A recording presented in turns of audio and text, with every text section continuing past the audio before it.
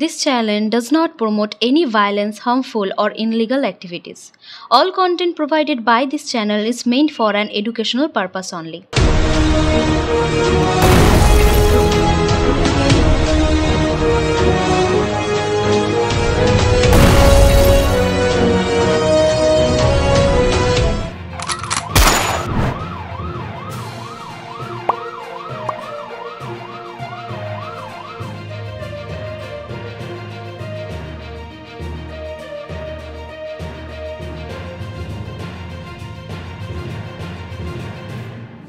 সকলকে স্বাগত সংবাদ শিরোনামের পর্দায়। সঙ্গে আমি আছি শ্রেয়া।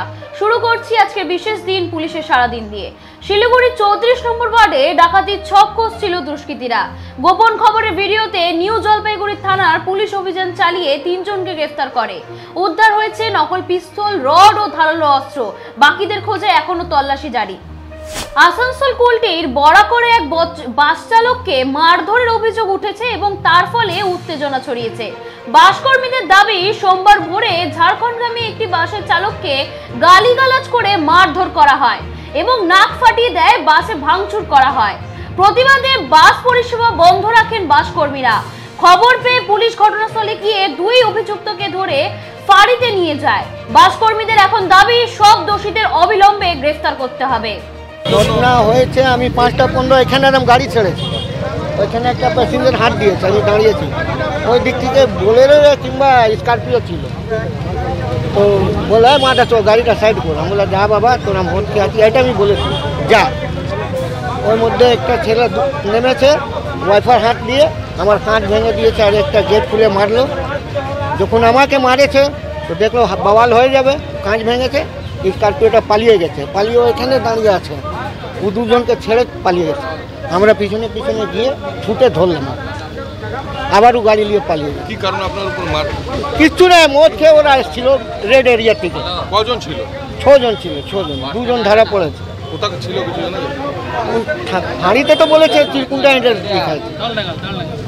তো আজকে কি আপনারা বাস বন্ধ রেখেছেন? বাস আজ কি কালো বন্ধ থাকবে? ওদের সব জন, হ্যাঁ, বাস মিনি বাস সব না? বাস মিনি বাস টেম্পো আদার্স গাড়ি সব চলবে। কোনো পাবলিক চাইছেন আপনাদের দাবি কি? দাবি যে খরচা দিবে, আমার নাকে উনি করাতে হবে, দিয়েছে ডাক্তারি, খরচা দিবে, ওদের আনুক। মারধর কবে করেছে আজকে? আজকে 5টা 15। তো কজনকে আটক করে নিয়ে গেছে? 2 জনকে আটক করে নিয়ে যাই, আমরাই ধরেছি। কি বলছে পুলিশ, কি বলছে? পুলিশ তো জামাই বাবু মতন ওখানে রেখেছে, লোককে এখন পর্যন্ত দেয় না, দেখছি আসবে। আপনারা তো বাস বন্ধ রেখেছেন, তো দাবি কি রাখছেন? বাস বন্ধ দাবি কি? গাড়ি খরচা দাবি আছে। তারপরে আমাদের টাইম আছে 40 মিনিট বারাকর থেকে আসানসোল ঢুকতে হবে, আর 70খানা বাম্পার আছে, 50 মিনিট আছে। স্টাফ মারপিট করে নিচ্ছে, কোনো লেডিস বাম্পার লাগছে, কার হাত ভেঙে গেছে, কোমর ভেঙে যাচ্ছে। ঘটনাটা হয়েছে 5টা 15 নাগাদ গাড়িটা এখান থেকে ছেড়েছে। ছাড়ার পর ওদিক থেকে বোলেরো বা কিছু গাড়ি নিয়ে আসছিলো, ওরা সব মন্দিরে ওইখান থেকে আসছিল লক্ষ্মীপুর গেট থেকে। এসে পরে ড্রাইভারকে বললো এই গাড়িটা একটা সাইড কর, গাড়িটা সাইড করে নিল। সাইড করার পর ও গাল ফাল দিল, তো ড্রাইভার বললো এই গাল ফাল কেন দিচ্ছে? তারপরে ওরা নেমে পড়ে সামনে কাঁচ ভেঙে ড্রাইভারকে মারধর করলো। যখন দেখলো আমরা সব দৌড়াদৌড়ি করলাম, ছেলেটাকে ধরলাম, আর ও গাড়ি নিয়ে পালিয়ে গেল। একটা ছেলেকে নিয়ে, একটা ছেলে পেছনে দৌড়াচ্ছিল, ওকে গিয়ে আমরা পাম্পে ধরলাম।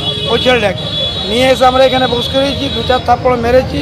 আমি বললো ভাই তোরা মদ খেয়েছিস, তোরা আমাদের ডিমান্ডের চার্জ দে, ঈদে ওদের এসব কথা হয়েছে আমাদের। তারপরে পুলিশ গাড়ি এসছে, আপ গাড়ি, ও এসে পরে ওরা বললো ঠিক আছে আমরা নিয়ে যাচ্ছি, যা তোমাদের ডিমান্ডের চার্জ স্টাফের যা লেগেছে আমরা সব। আমরা ওটা জানি না, ওখানে থেকে বলছে তালডাঙ্গা, আর কেউ বলছে কুমারডুবি। আজকে টোটাল মিনি বাস, আজ কি ফেসলা হবে না, এখন 2-3 দিন, যতদিন ফেসলা না হয় ততদিন বন্ধ থাকে। কি বন্ধ রয়েছে? এখন বাস আছে, টেম্পু আছে, মিনি বাস আছে, সব টোটাল বন্ধ আছে। তারপর আসানসোল বলে এত বাম্পার, আমাদের গাড়ি চালানো সম্পর্ক মানে পাচ্ছি না। কি দাবি?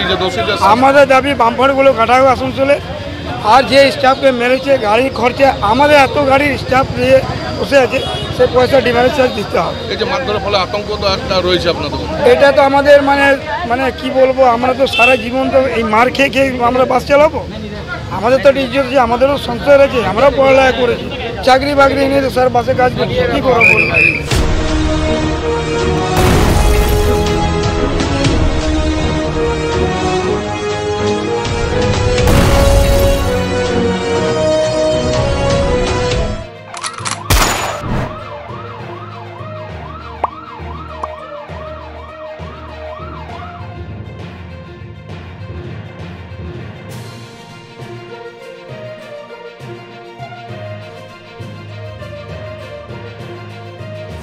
মুর্শিদাবাদের ডোমকলে আলীনগর গ্রামে শিশুদের নিয়ে বচসা ঘিরে উত্তেজনা।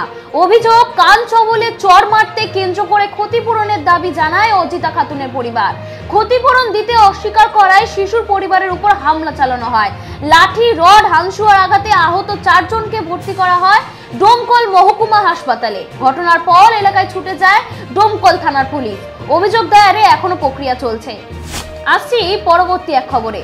দৃষ্টিহীন মহিলার কাছ থেকে টাকা নিয়ে চাকরি না দেওয়ার অভিযোগ শেখ গেন্ডার বিরুদ্ধে। কোক ওভেনে থানায় লিখিত অভিযোগ দায়ের। তদন্তে নেমেছে পুলিশ। ঘটনা নিয়ে রাজনীতিতে তীব্র চাপানোত্তর।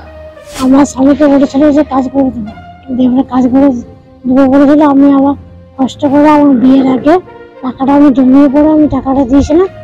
আমি বললাম যে ওকে বললাম যে আগে তোমার কাজটা করে দেবে তো, না বলছে হ্যাঁ আমাকে কাজটা করে দেবে, দিয়ে টাকাটা দাও। দিয়ে ওর হাতে আমি টাকাটা তুলে দিয়েছি। ও আবার জ্ঞানটাকে আবার আমাদের ওখানে গৌতম আছে, গৌতম ছিল শুধু প্রেজেন্ট, দিয়ে ও আবার টাকাটা আবার দিয়ে গিয়েছে। গৌতম হ্যাঁ কতদিন আগে দিয়েছিল? 4 বছর। চাকরি হয়নি? না। কোথায় চাকরি করে দেবে বলেছিল? ওইখানে দুর্গাপুরে। হ্যাঁ। তো আপনি এই টাকাটা জমিয়েছিলেন কিভাবে? আমি অনেকদিন আমি টাকা এই যে আমি একটা টাকা পাই না প্রতিবন্ধী হ্যান্ডিক্যাপের টাকা থেকেই আমি টাকাটা জমিয়েছি। টাকা আমি তুলতাম না। সেই টাকাটা তুলে দিয়েছিলেন? হ্যাঁ, সেই টাকাটা আমি তুলে দিয়েছি। আর রঞ্জন ওকে পাঠাইছিল টাকাটা আনতে, যে টাকাটা তুই নিয়ে আসবে, আমি চাকরিটা করে দেবো। ও দাদা এখন যখন টাকা চাইছেন কি বলছেন? এখন বলছে যে আমার আমি টাকা দেবো না, আমি টাকা দিই নাই। কোন রকম হুমকি দিচ্ছে? হ্যাঁ, হুমকি দিচ্ছে। আমি সেদিন ভালো করেই বললাম যে দাদা আমার টাকাটা দিয়ে দাও। না বলছে না আমি এখন দিতে পারবো না, এখন আমি গৌতমকে টাকাটা দিয়ে পাঠাবো। দিয়ে আজকে আবার গিয়েছি, বলে না আমি টাকা নিই নাই, টাকা আমি দিই নাই, টাকাটা নিয়েছে গৌতম। আমি না গৌতম নেয় না, টাকাটা তুমি দিয়েছো, আমি তোমার হাতে টাকাটা আমি দিয়েছি। না বলছে না, ওনা বলেছে। কি নাম আপনার? যদি এরকম ধরনের কারো কোনো অভিযোগ থাকে, লোকাল থানার ওসি সাহেবের কাছে আপনি এফআইআর দায়ের করুন। যিনি টাকা নিয়েছেন তিনি ফেরত দিতে বাধ্য থাকবেন। কারণ আমাদের দলের কোনো রকম ধরনের এরকম কাজকর্ম বরদাস্ত করা হয় না, সেটা ভালো করে দেখেছে। দলের হয়ে যে কাজ করে তাকে দলের জন্য সাহায্য করা হয়, যে দলের বাইরে, দলের নির্দেশের বাইরে যে এই সব ধরনের কাজ করে তাকে কিন্তু দৃষ্টান্তমূলক শাস্তি হয়, সেটা কিন্তু হবে।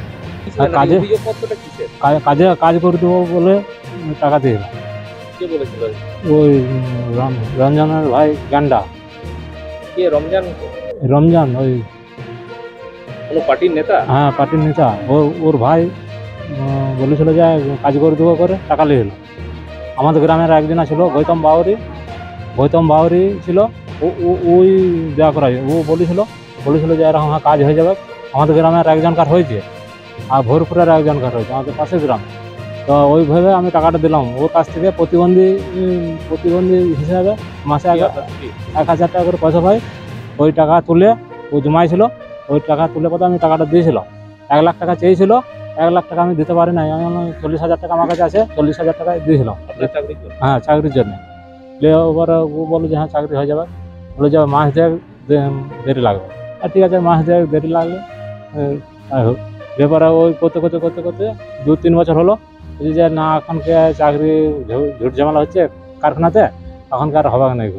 পরে মোটামুটি আবার মাস 2 আবার 2-3 মাস পর আবার মানে আমার কাছ থেকে আবার নিয়ে গেল, কাগজপত্র নিয়ে গেল, বলছি যে হ্যাঁ হয়ে যাবে। তো ওই করতে আমিও ফোন করি আর ওরাও করে।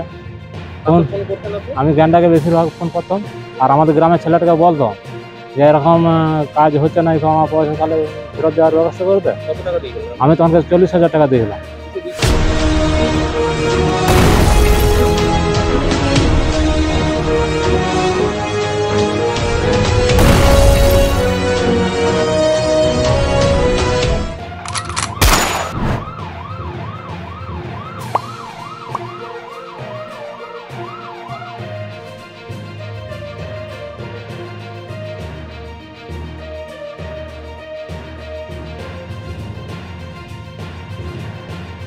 ফারাক্কার চৌকি গ্রামে আমবাগান থেকে একটি দেহ উদ্ধার হয়। নাম বিকাশ দাস হিসেবে জানা গেছে এবং বয়স 43। পরিবারের অভিযোগ তাকে খুন করে ফেলে রাখা হয়েছে। ফারাক্কা থানায় পুলিশ দেহ উদ্ধার করে ময়না তদন্তে পাঠিয়েছে এবং তদন্ত শুরু করেছে ইতিমধ্যেই। আমি তো আর জানি না কী করে মারা গেছে। আমি ছিলাম বাড়িতে, ব্যবসা করছিলাম, বাড়িতে ছিলাম।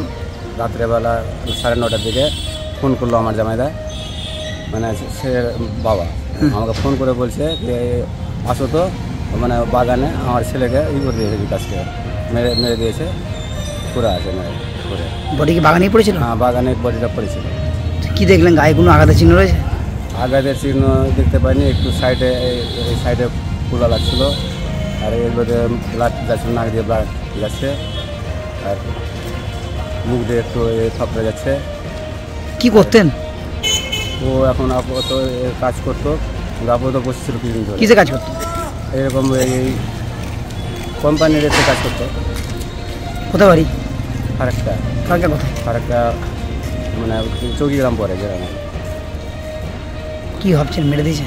হ্যাঁ, এটা আমরা তো জানি না কী করেছে না করে, আমরা তো যখন কিছুই জানি না। যখন বডি শুধু করে পেয়েছে, খবর দিতে এলো একজন বাড়িতে, সেই খবর অনুসারে গেল, দেখছি ওখানে বডি পুরো আছে ওই বাগানে, ওই বাগানটাই আম বাগানে। ওই আম বাগানে ছিল, মানে আম বাগানের দোকানদার মানে জোগাচ্ছে, ওরা তো দেখেছিল। তো ওরা পরে বলছে যে আমরা লোককে ছিল 4-5 জন, আমরা চিনতে পারিনি, তাই বললো।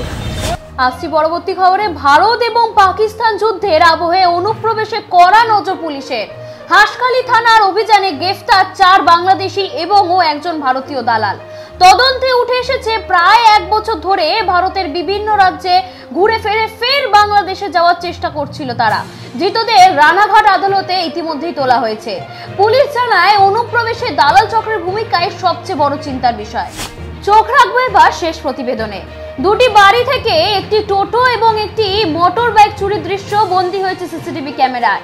এলাকায় বারবার চুরি ঘটনায় ক্ষোভ স্থানীয়দের। ঘটনার তদন্তে দেগঙ্গা থানার পুলিশ। আসলে আমাদের ক্লাবের সামনে যে সিসিটিভি ক্যামেরা আছে, তাতে আমরা যেটা দেখেছি, পুরো একদম সিনেমা মানে ফিল্মি কায়দায় এই কাজটা করেছে। এবং এরা একজন না, সম্ভবত 3 থেকে 4 জন ছিল। একজন তো র্যালি করে দেখছে, রেকি করছে মোটর বাইকটা নিয়ে যাতায়াত করছে, এবং সে টোটাল রাস্তায় কে আছে, কোথায় আছে সে ফলো করছে, এবং সেই অনুযায়ী 2-3 বার সে রান করেছে, যেটা সিসিটিভি ক্যামেরায় আমরা দেখতে পেয়েছি। তো এটার জন্যে আমরা খুবই আতঙ্কগ্রস্ত। এর আগেও কালী মন্দিরে হয়েছে। তো প্রশাসনের কাছে আমাদের আবেদন, আমাদের নিবেদন, অনুরোধ, যেভাবেই নিক এর একটা ব্যবস্থা হওয়ার দরকার। দোষীদের গ্রেপ্তার চাইছেন? অবশ্যই। আমরা এলাকার যারা মানুষ, কালী মন্দিরে কোনো প্রতিকার হয়নি, এবারে এটা হচ্ছে, সেটা ওই আমরা আবেদন করছি, নিবেদন করছি, যাতে এর একটা সুরা হয়, এর প্রতিকার হয়। কালকে রাত্রে কি চুরি হয়েছে? কাল রাত্রিরে অমল দাস যে বাড়িতে ছিল, ও টোটো নিয়ে চলে গেছে, আর এই দুলাল দাস যেটা এখানে পাশেই বাড়ি, ওর মোটর সাইকেল নিয়ে চলে গেছে। দুঃসাহসিক চুরি একদম ফিল্মি কায়দায় হচ্ছে, এবং এটা একটা সুরা অবশ্যই দরকার। আমরা এলাকাবাসী আতঙ্কগ্রস্ত, জানি না এরপরে আর বড় কিছু ঘটবে কিনা। আমি কাজের থেকে রাত 8টার সময় বাড়ি ফিরে আমি গাড়িতে লক করে বাড়তি আবার চেনতলা মারি, মেরে পেপার দিয়ে চাপা দিয়ে ব্যাটারিতে মধ্যে সব তালা মেরে তারপরে আমরা ঘুমিয়ে পড়ি। আমি 1:30টার সময় বাথরুম করতে বেরোই দেখি গাড়ি ঠিক আছে, কিন্তু তারপরে আবার ঘুমিয়ে পড়ি। তারপর ভোরবেলা আমি চার্জ দিতে উঠবো, এবার উঠে দেখি আমার গেট লক করা বাইরের থেকে। আমি আর বাইরে বেরোতে পারিনি, তখন জানলা খুলে দেখি আমার আর গাড়ি নেই। আরো আপডেট পেতে চোখ রাখুন সংবাদ শিরোনামের পর্দায়।